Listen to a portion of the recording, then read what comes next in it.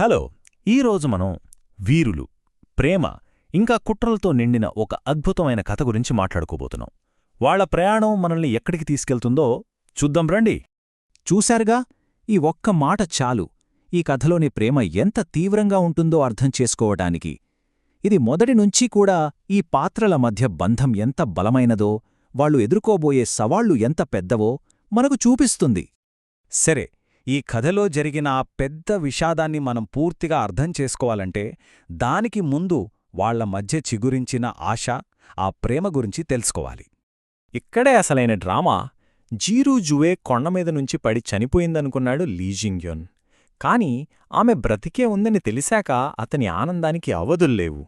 కాని ఆమె మాత్రం తనని తాను తక్కువగా చూసుకుంటూ అతన్ని దూరం పెడుతోంది. ఎంత ఎమోషనల్ సీన్ కదా ఇది. ఈ క్షణం వాళ్ల బంధంలో ఒక టర్నింగ్ పాయింట్. తన జీవితంలో జీ రూ యుయే ఎంత ముఖ్యమో లీ జింగ్ యూన్కి అప్పుడు అర్థమైంది. అందుకే తన మనసులో మాటను ఇలా బయటపెట్టాడు, వాళ్ల ప్రేమను మరింత బలపరిచాడు. అయితే ఈ ప్రేమ కథ అంత సింపుల్ కాదు. ఇక్కడో చిన్న ట్విస్టుంది, ఒక లవ్ ట్రయాంగిల్ అన్నమాట.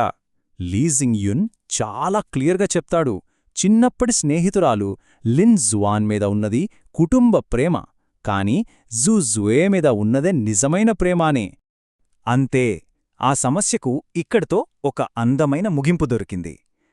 లిన్ జువాన్ చాలా మెచ్యూర్డ్గా పరిస్థితిని యాక్సెప్ట్ చేసి వాళ్ళిద్దరినీ ఆశీర్వదించింది. అంతేకాదు, తను జాంగ్జీ ఫ్యాన్తో తన కొత్త జీవితాన్ని మొదలుపెట్టింది. కాని శాంతి ఎక్కువ కాలం నిలవలేదు. ఒక తెలియని శత్రువు వాళ్ల సంతోషాన్ని ఎలా నాశనం చేశాడో ఇప్పుడు చూద్దాం. ఈ మొత్తం కుట్రం వెనక ఉన్న మెయిన్ వెపన్ ఫర్గెట్ షామ్జీ అనే ఈ పాయిజన్. దీని స్పెషాలిటీ ఏంటంటే ఇది జ్ఞాపకాల్ని పూర్తిగా తుడిచేస్తుంది, బాధితుల్ని వాళ్ల చేతిలో కీలుబొమ్మలుగా మార్చేస్తుంది. అసలు విషయమేంటంటే దీన్ని మొదట తయారుచేసింది లీ జింగ్ యూన్ కోసమే, అతని నమ్మకాన్ని గెలుచుకోవడానికి. ఇక్కడే ప్లాన్ మొత్తం తలకిందులైంది. ఒక దాడి జరుగుతున్నప్పుడు లీ జింగ్ యూన్ కోసం వేసిన ఆ విషం పొరపాటున లిన్ జువాన్కి తగిలింది. అంతే, అసలు విషాదం ఇక్కడే మొదలైంది. పాపం జాంగ్ జీఫాన్ లిన్ జువాన్ను కాపాడుకోవడానికి తన పెంపుడు తండ్రి దగ్గరికి తీసుకెళ్తాడు. కాని వాళ్లని వెంటాడతారు. మూడో రోజుకి వాళ్లు ఒక కొండమీద నుంచి మెలోడీ వ్యాలీ అనే చోట పడిపోతారు. ఆరో రోజు లిన్ జువాన్కి స్పృహ వస్తుంది. ప్రాణాలతో బయటపడింది, కాని తన గతాన్ని మొత్తం మర్చిపోయింది. ఆ విషం ప్రభావం చూడండి ఎంత దారుణంగా ఉందో. తనని ప్రాణం కంటే ఎక్కువగా ప్రేమించే జాంగ్ జీఫాన్నే గుర్తుపట్టలేకపోయింది. ఎవరు మీరు అని అడిగింది. ఇక వాళ్ళిద్దరి కోసం ఆ మెలోడీ వ్యాలీలో ఒక కొత్త అబద్ధపు ప్రపంచం మొదలైంది. ఇక చూడండి, ఒక సంతోషంగా జరగాల్సిన పెళ్లి ఎలా ఒక భయంకరమైన పీడకలగా మారిందో. ఇది నిజంగా ఒక చేదు తీపి మూమెంట్ కదా. అక్కడికి లీ జింగ్ యూన్ వస్తాడు. లిన్ జువాన్కి గతం గుర్తులేకపోయినా సంతోషంగా ఉండటం చూసి ఆమెకిచ్చిన మాట ప్రకారం వాళ్ల పెళ్లి జరిపించడానికి ఒప్పుకుంటాడు.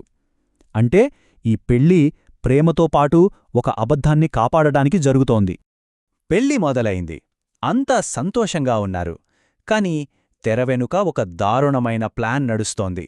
జాంగ్ జీఫాన్ తాగే వైన్లో ఎవరికీ తెలియకుండా మత్తుమందు కలిపారు. అంతల్లోనే పెళ్లి మండపం మీదకి దాడి జరుగుతుంది.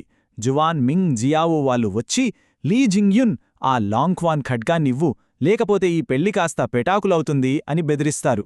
ఒకవైపు ఆ మత్తుమందు, మరోవైపు ఈ దాడితో వచ్చిన గందరగోళం. దీంతో జాంగ్ జీఫాన్ తన కంట్రోల్ పూర్తిగా కోల్పోతాడు. విలన్ ప్లాన్ వర్కౌట్ అవుతోంది. ఒక హీరో ఇప్పుడు వాళ్ల చేతిలో ఒక ఆయుధంగా మారిపోయాడు.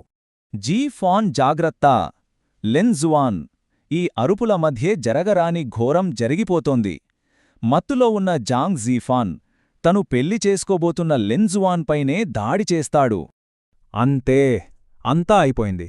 కళ్లముందే ఇంత దారుణం జరగడం చూసి లీ జింగ్ యూన్ తట్టుకోలేకపోతాడు. జాంగ్ జీఫాన్తో తన బంధాన్ని తెంచేసుకుంటాడు. ఈ రోజునుంచి నువ్వు నాకు సోదరుడివి కాదు, మన మధ్య అన్ని బంధాలు తెగిపోయాయి అని చెప్పేస్తాడు. ఇది నిజంగా అంతిమ ద్రోహం. సరే, ఇంతకీ మొత్తం నాటకం వెనక ఉన్నది ఎవరు?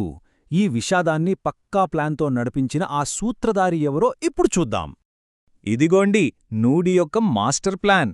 స్టెప్ 1, ఫర్గెట్ షాంజీతో లిన్ జువాన్ జ్ఞాపకశక్తిని పోగొట్టడం.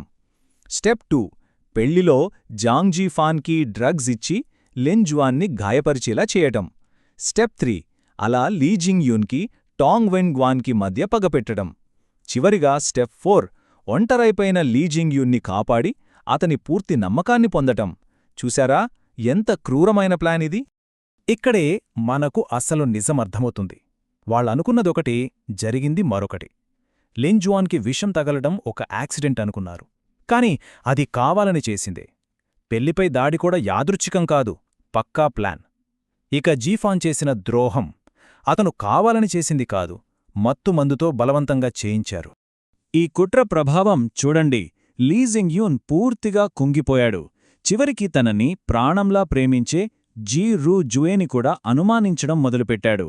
లిన్జువాన్కి విషం తగలడానికి నీకు సంబంధం లేదని నన్ను నేను నమ్మించుకున్నాను, కాని ఇంతకాలం నన్నునే మోసం చేసుకున్నాను అని ఆమెతో అంటాడు.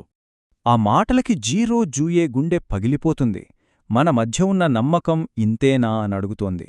అంటే ఆ కుట్ర కేవలం వాళ్ల జీవితాలనే కాదు, వాళ్ల మధ్య ఉన్న నమ్మకాన్ని కూడా నాశనం చేసిందని అర్థమవుతుంది.